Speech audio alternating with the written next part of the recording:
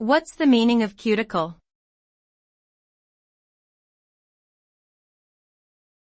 Cuticle.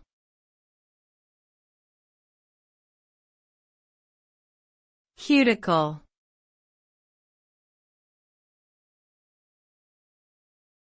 Cuticle.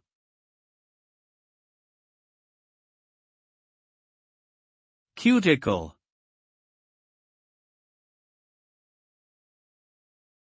The cuticle is a thin, waxy layer that covers and protects the outer surface of leaves, stems, and other plant parts. It plays an important role in preventing excessive water loss from the plant, helping to regulate gas exchange, and protecting against various environmental factors such as UV radiation and pests.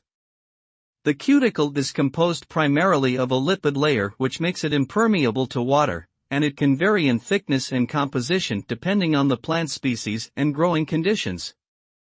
Overall, the cuticle helps plants survive and thrive in their environments.